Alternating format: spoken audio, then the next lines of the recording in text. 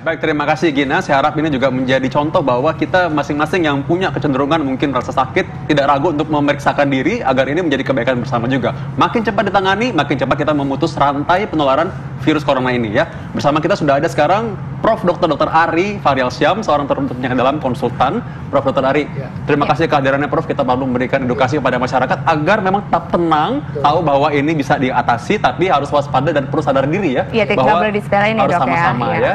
Ya, nah Dok, berbicara mengenai virus corona nih Dok ya, ini jujur, saya kan orang awam. Saya jadi bertanya-tanya nih Dok, ini fakta atau mitos sih Dok? Virus COVID-19 ini menyebar melalui droplet saat kita berbicara. Ini fakta atau mitos? Ini fakta. Oh, ini fakta? Ya, jadi droplet dan juga saat berbicara? Nah, jadi gini, sebenarnya begini, kalau kita berbicara keras seperti begini, itu sebenarnya kan ada yang droplet, ada yang keluar. Jadi kalau orang awam bilang ada yang muncrat lah gitu kira-kira. Itu sebenarnya gitu, sejatinya ketika kita bicara, kalau bisik-bisik mungkin tidak. Kalau kita bicara kelas seperti gini, mungkin dia ada keluar. Kemudian yang selanjutnya bisa itu batuk. Kemudian selanjutnya lagi yang paling ekstrim ya bersin. Jadi sekali lagi memang hal-hal yang membuat ini keluar dalam bentuk droplet itu artinya tuh bisa terjadi gitu loh. Dari mulai kita bicara keras sampai tadi misalnya kita batuk sampai kita bersin gitu. Nah ini Dok, ini Prof, ini karena akhirnya orang sudah mulai banyak tahu mengenai proses penularan ini. Orang akhirnya mungkin kadang-kadang merasa ketakutan sendiri, atau mungkin terlalu takut, atau mungkin malah terlalu meremehkan. Nah ini orang dengan kondisi sehat, katanya dia tidak bisa terpapar oleh virus corona. Ini kita perlu bantah, fakta atau mitos? Mitos. Jadi maksudnya orang sehat ya. Orang sehat tidak bisa kena. Justru kan ini bisa menularkan dari seorang ke orang lain. Ini yang kita bilang transmisi lokal. Artinya bahwa virus ini bisa menular dari satu orang kepada orang lain. Bahkan kadang tadi bahwa bisa saja asimptomatik, dia tidak bergejala. Tapi nanti ini ketika dia tidak bergejala, tapi dia sudah mulai ada virus di dalam tubuhnya, ketika dia bersin atau dia batuk, itu sebenarnya sudah bisa menularkan gitu loh. Jadi sekali lagi bahwa orang sehat bisa tertular. Bisa tertular dan belum tentu tidak terinfeksi corona ya Dok ya? Nah sekarang mungkin bahasanya begini, apakah semua orang yang kontak dengan pasien yang positif itu tertular atau tidak? Itu yang saya bilang tadi, tidak semuanya tertular. Kita bicara soal daya tahan tubuh. Jadi misalnya ada satu kelompok orang, maka orang-orang yang daya tahan tubuhnya baik, walaupun dia sempat terpapar, bisa saja dia tidak terinfeksi gitu. Jadi karena itu tetap aja mesti hati-hati ya. Tadi sudah diberikan penjelasan yang sangat jelas oleh Prof. Ari. Nah ini masih ada nih. Iya masih ada lagi nih. Ini katanya orang dengan usia di atas 50 tahun rentan terhadap virus COVID-19. Ini fakta atau mitos? Ya, jadi ini termasuk kita bilang fakta. Fakta? Ya, jadi sekarang kita ambil patokannya nih elderly. Jadi ada ngambil 60 tahun, 50 tahun. Kita ngomongnya begini, semakin usianya semakin tinggi, maka dia akan lebih beresiko. Kenapa tuh Dok? Ya, karena tadi daya tahan tubuhnya. Apalagi tadi nih, ketika dia umur 50 tahun dengan penyakit-penyakit penyerta. Ada kencing manis, ada sakit jantung, darah tinggi. Nah, 3 hal yang pernah dipublish di apa namanya data-data yang ada di jurnal, yaitu di report 3 hal nih. Jadi men, laki-laki, kemudian senior. Nah, senior ini sebenarnya ada menggunakan 60, ada 50 tahun, itu relatif. Tapi kalau saya bilang 50 itu kita udah mesti hati-hati.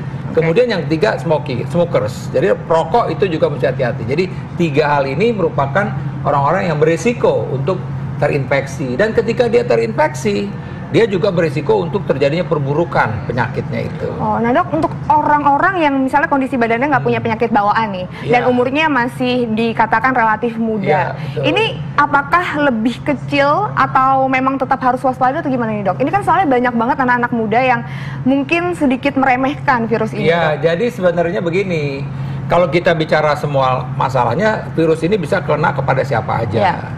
Tapi kalau kita bilang tadi menstratifikasi faktor usia, tadi yang saya bilang tadi umur 60 tahun lebih berisiko. Memang usia remaja itu termasuk yang artinya dia termasuk yang relatif lebih tahan lah.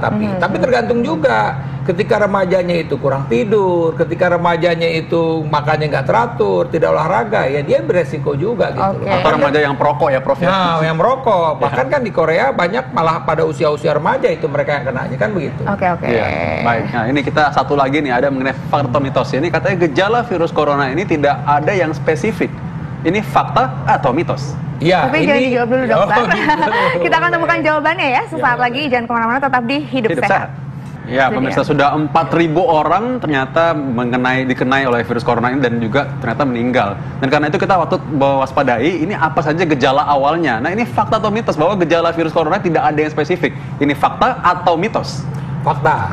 Jadi ini pasien-pasien itu berdasarkan studi yang dilakukan di Wuhan ya, dan itu menunjukkan bahwa mereka memang sebagian besar itu demam. Ya kan, angka demamnya itu mencapai sampai 95%. Jadi nggak semuanya juga demam berarti kan. Kemudian juga pilek juga ada itu. Kemudian batuk dan sesak napas. Jadi itu kan gejala umum yang ada di tengah masyarakat. Cuman memang bedanya begini. Umumnya pasien-pasien ini demam tinggi, kemudian batuk, sampai sesak napasnya itu cepat perjalanannya gitu loh. Nah itu dia tadi. Tapi sekali lagi ini kuncinya adalah daya tahan tubuh. Kalau daya tahan tubuhnya bagus, biasanya efek yang dia, walaupun dia kena itu efeknya ringan. Dia nggak seberat itu gitu. Tapi kalau dia kebetulan tadi ada kencing manis, ada penyakit paru obstruksi kronis, apalagi dia juga mungkin dengan merokok, ada penyakit jantung. Nah ini biasanya perjalanan penyakit itu cepat gitu loh. Sehingga dia misalnya perlu sampai gagal napas, akhirnya sampai dirawat di ICU misalnya seperti ya, ini itu. Dok, kalau ngomongin daya tahan tubuh juga nih, ini katanya demam dengan kesulitan disertai dengan kesulitan bernafas ini adalah salah satu gejala terinfeksi virus corona. Ya. Ini fakta atau mitos? Ini fakta. Karena tadi benar yang saya bilang tadi, gejalanya tidak spesifik, tapi ketika ada orang demam tiba-tiba, saat sekarang nih kita udah mikirin deh, karena kan udah nggak dilihat lagi dia baru pulang dari luar negeri atau apa, tidak. Kemudian juga kan sudah terjadi lokal transmisi. Artinya apa? Kita nggak tahu nih kapan kita ketularan. Tapi kalau sudah jelas-jelas kita kontak dengan seseorang yang kebetulan terinfeksi, misalnya, nah itu lebih jelas lagi. Jadi memang harus diperhatikan, kita ada demam nggak? Sampai batuk sampai sesek nggak? Nah itu tadi itu. Kalau demam, batuk, sesek, ada kontak, wah itu udah jelas. Jadi sekarang ini ketika, makanya itu ada istilahnya dia orang dalam pemantauan ya, artinya kalau dia jelas nih kontak, udah kontak dekat begini, ternyata yang kontak kita itu positif, nah kita udah mesti hati-hati tuh, kita udah mesti isolasi diri, mandiri dalam 2 minggu, karena bisa saja masa inkubasi itu kita ternyata positif gitu kena.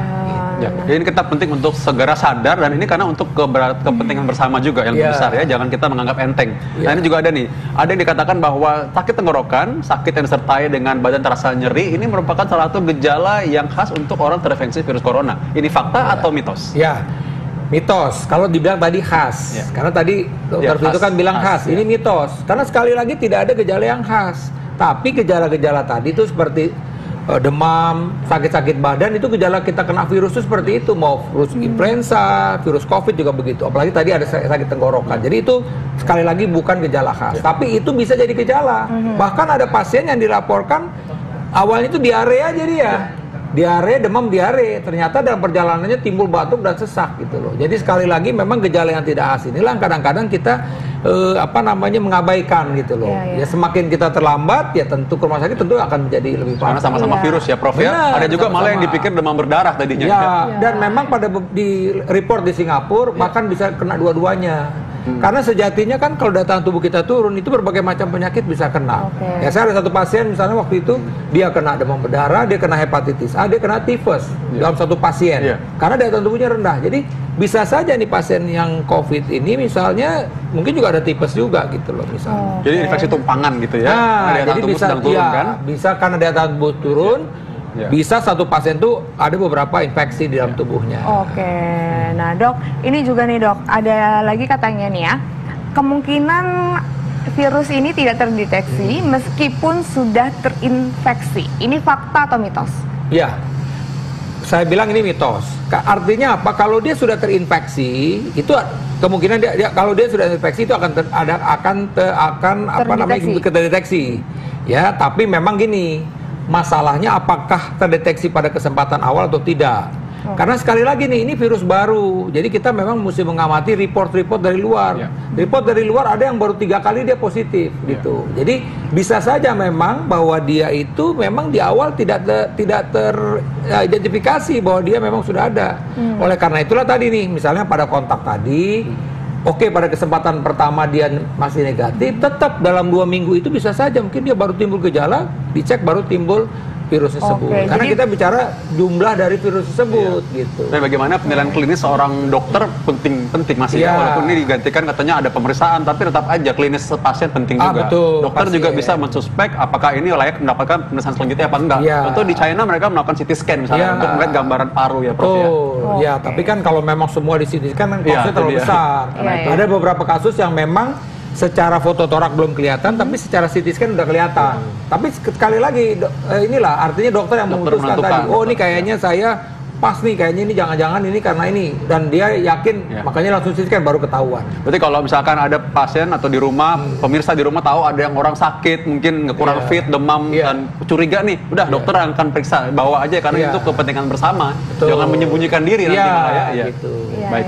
Nah dok, ini kan juga nih dok, ini katanya kalau untuk orang penularan virus corona COVID-19 ini agar tidak meluas, sebaiknya menggunakan masker oleh orang yang sedang terpapar virus. Ini fakta atau mitos? Ya, jadi ini memang fakta.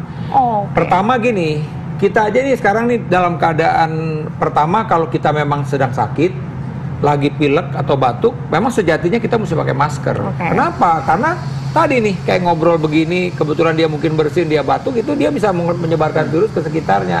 Makanya dia pakai masker. Bagaimana dengan orang sehat? Kalau orang sehat yang di jalanan bebas aja misalnya nggak perlu. Tapi kalau ketika ini saya sebagai dokter, perawat, menanganin pasien itu yang kita curigai, kita udah mesti pakai masker gitu loh. Termasuk juga para petugas-petugas yang thermal scan itu. Saya rasa kan ini kan dia belum tahu nih positif atau enggak, karena dia dekat kan kontak. Saya sarankan tetap dia mesti pakai masker. Gitu. Nah jadi supaya bijak menggunakan masker itu juga di public area juga nggak semuanya memang wajib digunakan ya dok ya. Karena kan kita begini. Karena sekarang sulit banget ya. Nah itu yang penting. Masker. Jadi kayak beberapa kesempatan sudah bilang, kita jadi akhirnya begini, ketika orang takut semua, yang sehat semua juga padahal jauh dari kerumunan dia pakai masker, akhirnya apa? Masker jadi langka, harga masker jadi mahal. Nah ketika dia sakit, dia mau cari masker nggak ada, kan jadi problem. Akhirnya dia menularkan ke sekitar gitu loh. Sama juga yang ras makanan, tadi pagi saya juga ada wawancara saya bilang begini, masyarakat ini harus bijak. Ketika masyarakat benar-benar ketakutan beli numbunin makanan-makanan, harga makanan kan cenderung akan jadi naik. Akhirnya apa? Saudara-saudara kita yang dalam keadaan ekonomi lemah ini yang kesulitan untuk mendapatkan makanan tersebut. Apa yang terjadi? Mereka jadi makannya jadi susah, daya tahan tubuhnya menjadi turun. Nah mereka ini berpotensi positif. Akhirnya kan menular kepada kita juga. Jadi memang dalam kondisi ini kita mesti dalam keseimbangan, mesti gotong royong. Jadi yang penting memang jangan panik. Baik Prof, ini memang kita adalah keprihatinan bersama, karena itu bukan kepentingan sendiri tapi keprihatinan untuk generasi yang lebih banyak ya. Jadi ini semua juga sama. Apalagi tadi mengenai masker di rumah sakit, mungkin perawat-perawat, dokter-dokter, petugas medis, supir ambulans, resepsionis di rumah sakit, dan setiap hari ketemu dengan orang-orang yang berpotensi suspek terinfeksi virus corona. Dia lebih butuh menggunakan masker dibanding orang-orang yang sehat di populasi umum. Tapi tentu saja juga semua jangan menganggap enteng, tetap waspada. Apabila memang rasa sakit, jangan anggap wah masuk angin aja. Kalau memang rasa demam dan kira-kira kayaknya saya nggak yakin nih, segera ke dokter. Dokter akan menentukan ini akan perlu pemeriksaan apa yang lebih lanjut lagi. Bahkan dalam kondisi saat sekarang, kalau kita batuk pilek udah istirahat aja deh. Karena kan kita bicara nih, kalau dia oke lah, dia mungkin bukan kena virus corona, tapi kan dalam kondisi dia batuk pilek tuh berarti daya tahan tubuhnya kan menurun. Dia bisa tertular. Jadi saya sarankan dengan kondisi sekarang ini, ketika ada kita badan nggak enak, pegal-pegal, batuk, istirahat di rumah aja. Dan juga jangan panik berlebih tadi ya dok ya. Karena ini pengalaman juga, saya sempat kena GERD dan juga asam lambung tinggi karena aduh pusing ya masalah corona ini. Saya takut gitu karena saya maksudnya termasuk orang awam dan juga teman-teman di rumah semuanya juga pasti pada panik dok. Mudah-mudahan dengan adanya sosialisasi seperti ini, edukasi seperti ini di Hidup Sehat, mudah-mudahan kita semua akan paham ya. Jadi jangan ketakutan yang disebar, tapi bagaimana edukasi untuk bisa menangani dan mencegah virus ini masuk ke tubuh kita. Iya Intan, keren banget, terima kasih ya. Intan juga semua udah mendukung dan semua pemirsa saya yakin semoga semuanya sehat-sehat selalu ya. Prof juga sehat-sehat selalu Prof. Mudah-mudahan kita sehat karena kita ketemu tiap hari pasien. Dokter Vito kan ketemu pasien, kita mesti sehat. Sama-sama hidup sehat. Kita selanjutnya kita akan bahas terkait mengenai hidup sehat ini ada untuk meningkatin imunitas nih pastinya. Katanya nih dok, ginseng juga bisa buat ningkatin imunitas. Tapi sesaat lagi kita bakalan bahas, jangan kemana-mana, makanya tetap di Hidup Sehat.